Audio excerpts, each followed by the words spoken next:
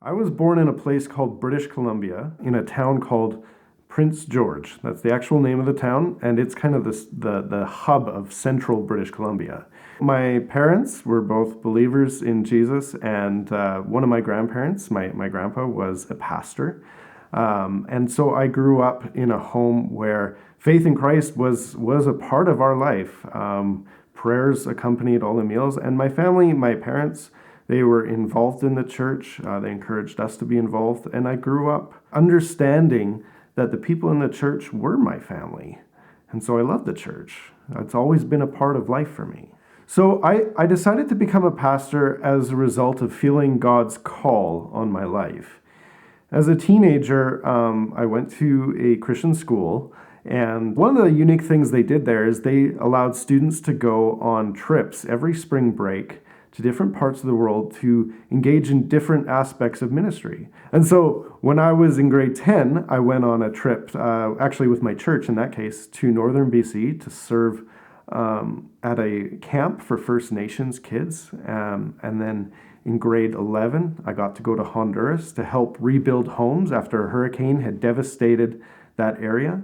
And then in grade 12, I went to serve at an orphanage in eastern Ukraine in a town called Makivka, a place that's actually now a war zone, which is really sad. But when I was there, I had the chance to love and serve orphans. And that made a huge impact on my life because my world was shattered. All of a sudden, I came to understand how big the world was, what human life and human suffering could look like. And I realized I have in my hands one life that I can offer. What could I better do with that one life than to offer it to be used by God for His kingdom in order to serve these kids, in order to show hope to people? And so for me, there was no turning back from that point. There was nothing else I wanted to do other than to serve God with my whole life. And so it took me a little while to figure out what that looked like. Initially, I thought, okay, well, I like to play guitar. I like to sing. Maybe I can be a worship leader in church. And I went off to Bible school with that intention. And I thought, I have this gift for worship leadership, and no one else thought I did. And it was a growing experience to learn that that was not my gifting. But at the same time, God revealed in me a desire and a delight in teaching people and in studying His Word.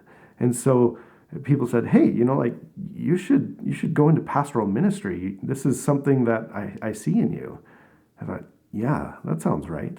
And so this is the journey, where the journey has brought me, is that now I'm a pastor here in Whistler, and I think I have the best job in town.